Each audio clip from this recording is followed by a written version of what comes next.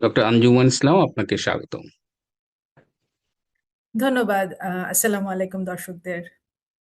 জি, আগামীকাল তো বাংলাদেশে একটা নির্বাচন হতে যাচ্ছে, হবে হবে না এরকম অনিশ্চয়তার ভেতরে এখন মনে হচ্ছে হবে।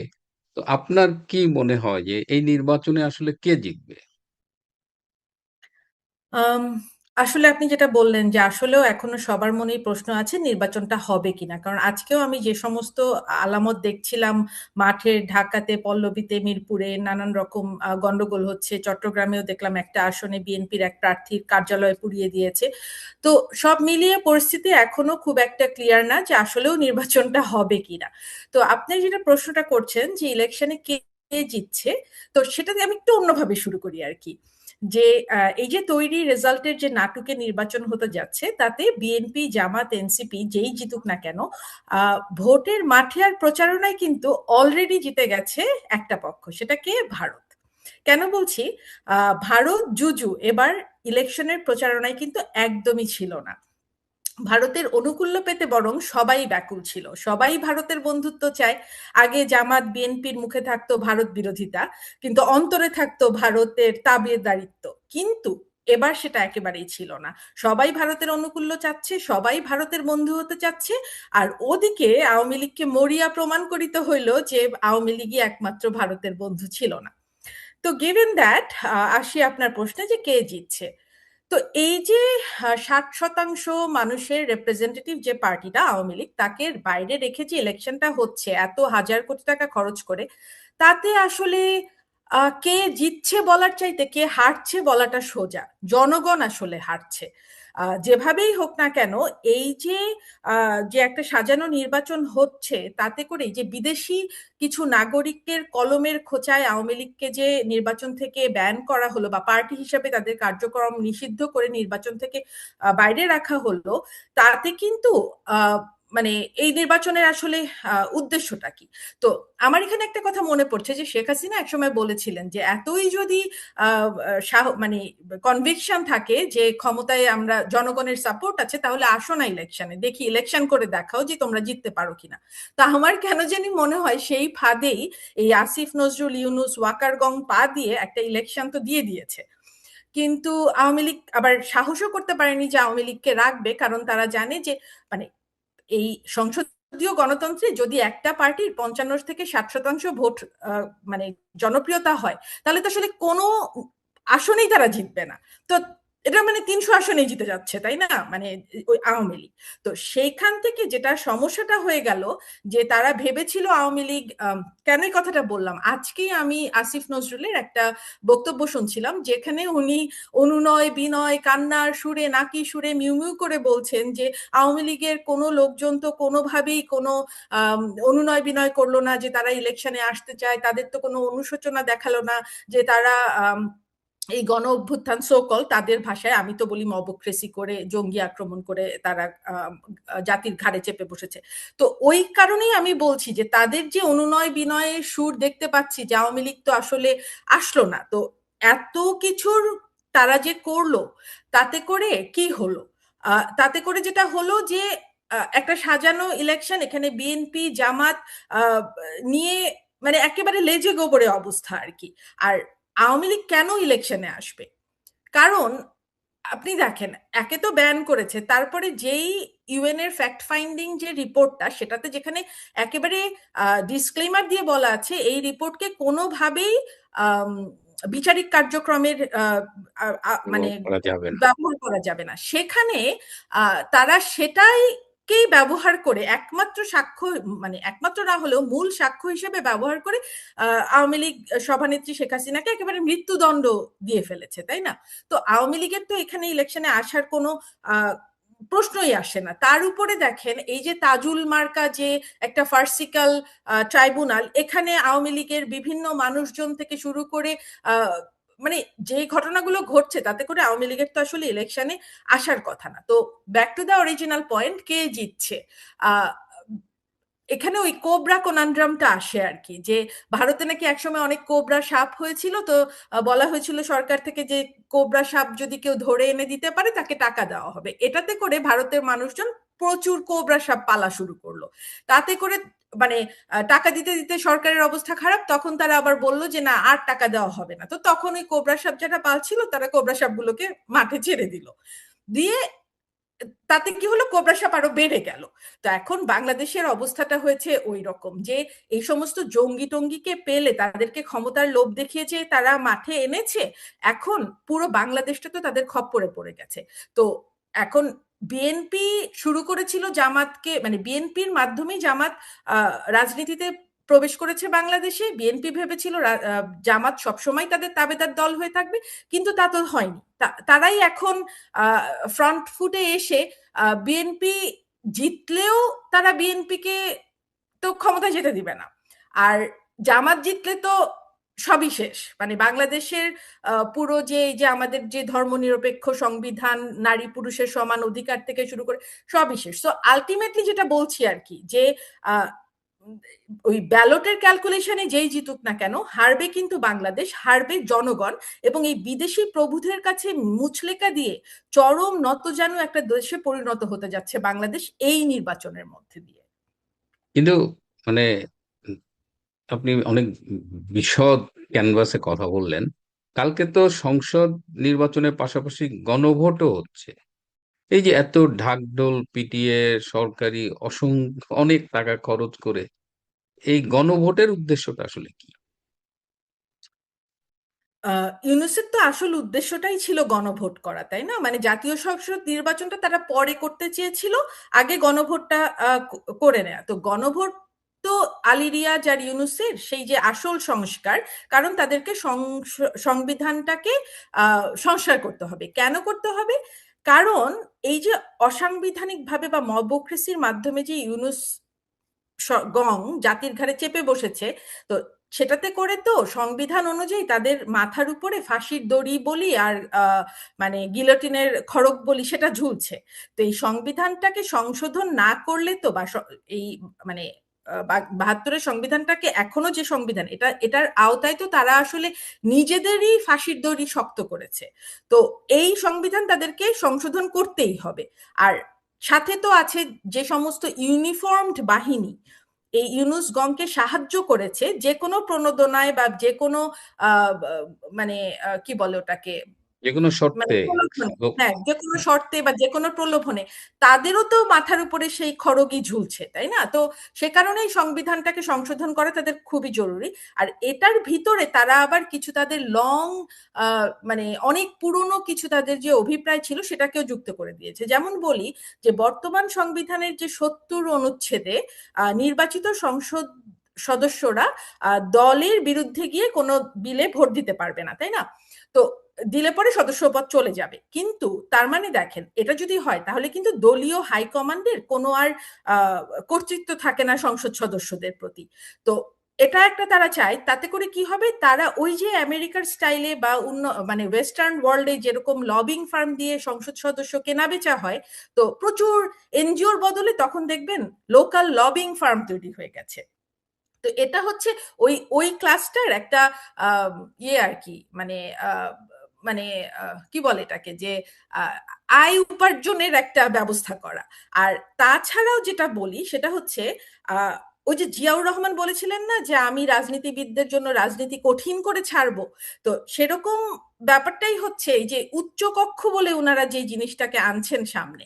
তো উচ্চকক্ষ হলে কি হবে, এই যে বাংলাদেশের সংবিধানে যে আছে জনগণ সকল ক্ষমতার উৎস, তাই না? ওটা কিন্তু আর থাকছে না, কারণ ওখানে ওই যে রিটায়ার্ড আর্মি অফিসার থেকে শুরু করে আমলা, তারপরে এই যে সো কল্ড এলিট সমাজ, বাংলাদেশের যে সুশীল বা নাগরিক সমাজ, তারপরে আহ, মানে এরা হচ্ছে ওই জায়গাটাতে জায়গা পাবে, যারা কিনা জনগণের কাছে গিয়ে সাধারণ প্রক্রিয়ায় নির্বাচিত হয়ে এসে সংসদ সদস্য হতে গেলে বা নীতি নির্ধারণ পর্যায়ে যেতে গেলে এদের তো জামানত বাজেয়াপ্ত হয়, এদের তো দুটা ভোটও নাই। কিন্তু ওই প্রক্রিয়াতে তারা ওই ক্ষমতার স্বাদ পেতে চায় আর কি।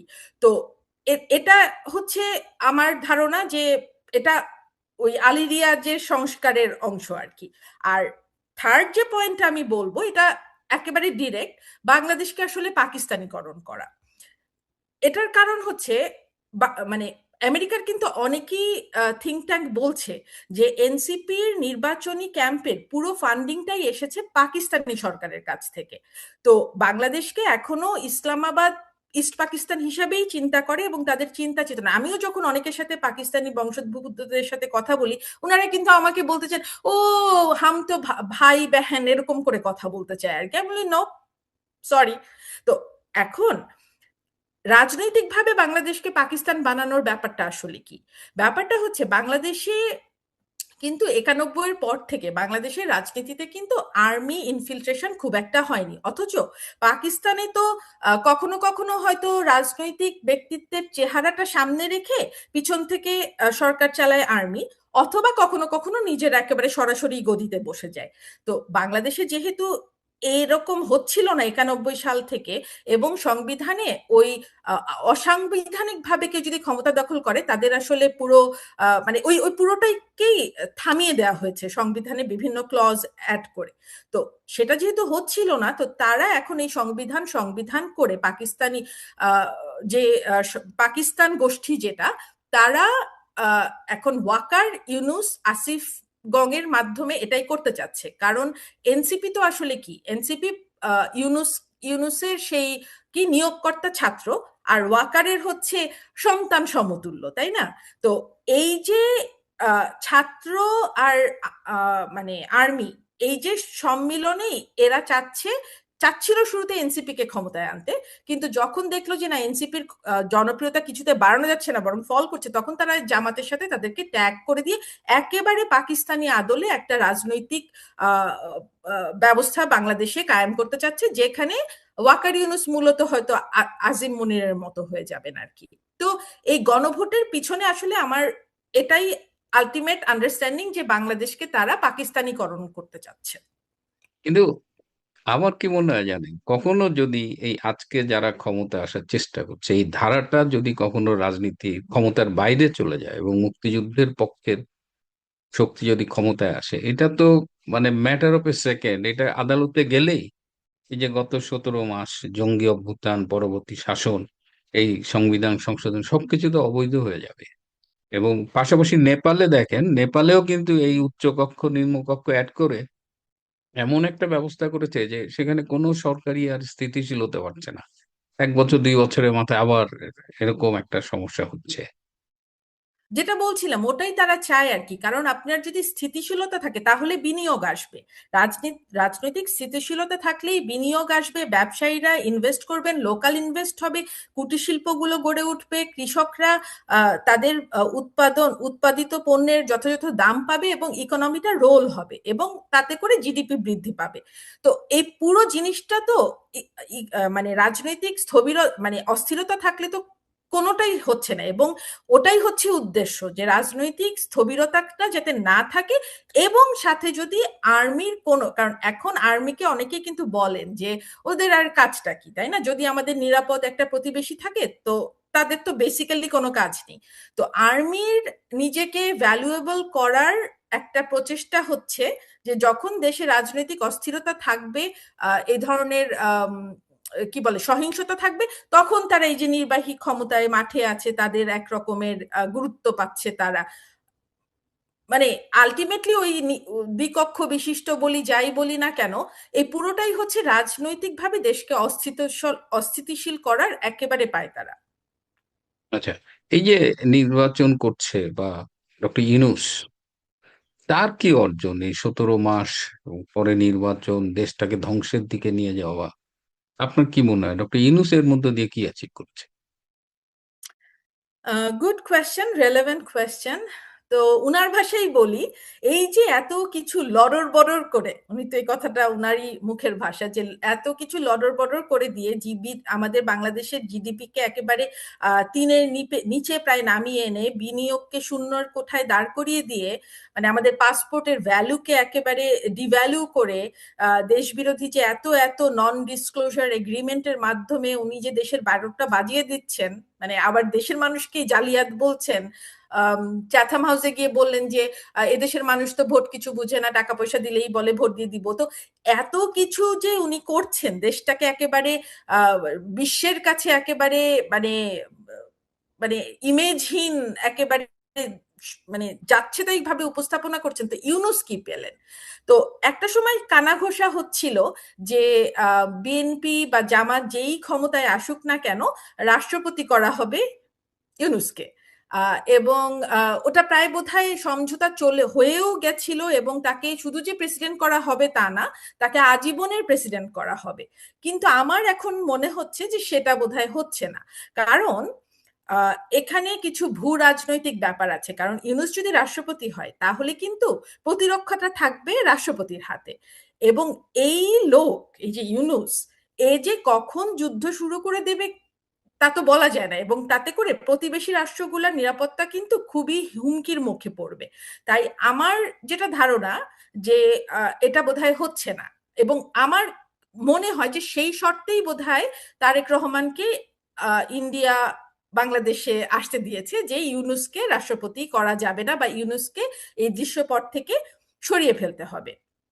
তো তাহলে যদি মানে যদি সেই ক্যালকুলেশনটাই হয়, তাহলে আমার যেটা মনে হচ্ছে এখন, ইউনূস যে কারণেই বাংলাদেশটাকে পুরো মানে যাচ্ছে তাই অবস্থায় এনে ফেলেছে, তাতে করে ইউনূস সম্ভবত আসলে কিছুই পাচ্ছে না, তার জন্য অপেক্ষা করছে একেবারেই একটা বেদনা বিধুর বিদায়, এবং বড়জোর সে একটা সেফ এক্সিট পেতে পারে। সেটা হয়তো বিএনপি, জামাত, এনসিপি মিলে তাকে এটা ব্যবস্থা করে দিতে পারে। এবং আমি একটা কথা বলি, সেটা হচ্ছে মির্জাফরের পরে এই বাংলাদেশে সবচেয়ে বেশি ঘৃণিত নাম যেটা উচ্চারিত হবে, সেটা সম্ভবত হতে যাচ্ছে এই ইউনূস। খন্দকার মোশতাকের চাইতেও বেশি ঘৃণিত। এবং ইউনূসের কারণে অলরেডি কিন্তু নরওয়েজিয়ান যে নোবেল কমিটি, তারা কিন্তু অলরেডি প্রশ্নের মুখে পড়েছে। অনেক এই বিদেশি থিঙ্ক ট্যাঙ্করা বলছে যে নরওয়েজিয়ান নোবেল কমিটি যে শান্তি পুরস্কার যাদেরকে দেয়, তারা আসলে কিসের ভিত্তিতে এদেরকে শান্তি পুরস্কার দেয়। তো সে মানে বলা যায় না, এখন পর্যন্ত নীতি আছে যে কাউকে নোবেল প্রাইজ দিলে সেটাকে রিভোক করা যাবে না, but who knows, Yunus could be the very first one. তো তার মানে আন্তর্জাতিক অঙ্গনেও কিন্তু ইউনুস তার সম্মান হারাচ্ছেন। এই যে 2026-এ যে ওয়ার্ল্ড ইকোনমিক ফোরাম ডাভোসে যে সম্মেলনটা হলো, এবার কিন্তু ইউনুসকে ওখানে ইনভাইটেড ছিল। আমন্ত্রণ জানানো হয় নাই। হ্যাঁ। তো ইউনুস আসলে, ইউনুসের আসল রূপ দেশের মানুষ তো জেনেই গেছে, বিদেশিরাও কিন্তু জেনে গেছে। তো আহ, যদি আর কি সার্বিকভাবে বলি যে ইউনুস আসলে এই নির্বাচন থেকে যা পাবেন বলে ভেবেছিলেন সেটা উনি পাচ্ছেন না, বড়জোর একটা সেফ এক্সিট পাবেন। তবে একটা কথা আমি বলবো, সবকিছুরই একটা ভালো দিক থাকে। এই 2024-এর জুলাই অগাস্ট না ঘটলে আমরা, আমাদের জাতি হিসাবে কিন্তু আমাদের ইউনুসের প্রতি এই মোহভঙ্গটা ঘটতো না। তো সেটাই সম্ভবত আমাদের এই জুলাই আগস্ট থেকে পাওয়া। ইউনুস কিছু পাচ্ছে না, ইউনুস মানে মোটামুটি গন কেস আর ইনুস কি। গন কেস। ইনুস ইউনুস এবং আমার তো মনে হয় ইনুসকে যারা বসিয়েছিল তারাও অত্যন্ত ফ্রাস্ট্রেটেড অন হিজ পারফরমেন্স, যেটা আমেরিকার অনেক সোর্সই এনশিওর করে। এবং শেষ দিকে যেটা হয়েছিল যে আমেরিকান পলিসি মেকাররা কিন্তু ইনুসের সাথে খুব একটা পলিসি রিলেটেড আলোচনা করতেন না, তারা অনেক বেশি স্বাচ্ছন্দ্য বোধ করতেন ডক্টর খলিলের সাথে আলোচনা করতে। So let's see, doctor Yunus বলেছে উনি ফিরে যাবে ওনার ব্যক্তিগত ওয়ার্ল্ডে, দেখা যাক কি হয়। আপনাকে অনেক ধন্যবাদ, আমরা সবাই তাকিয়ে আছি ওয়ার্ল্ডে উনি আসলে। তার 3-0 নিয়ে ফিরে যাবেন, এই কথাটা আমি না বলে পারছি না। উনার সেই ওয়ার্ল্ডে উনি 3-0 নিয়ে ফিরে যাবে ডক্টর ইউনুস। না, আপনাকে ধন্যবাদ। প্রিয় দর্শক, আমাদের খুব চেনা এবং প্রিয় মুখ আঞ্জুমান ইসলামের কথা শুনলাম। আহ, তিনি যখন কথা বলেন আসলে অনেক নতুন নতুন ডাইমেনশন আমাদের চিন্তায় যোগ হয়। তো আজকে সারাদিন সামাজিক যোগাযোগ মাধ্যমে খেয়াল রাখবেন, কালকে বাংলাদেশের জন্য একটা খুব গুরুত্বপূর্ণ দিন। এবং অনেকটা আশঙ্কার মধ্যে আমরা আছি, না জানি কি হয়। তো পরে দেখা হবে, আজ এ পর্যন্তই। ভালো থাকবেন, সুস্থ থাকবেন, তার চেয়েও জরুরি হলো নিরাপদে থাকবেন। সবাইকে অনেক ধন্যবাদ।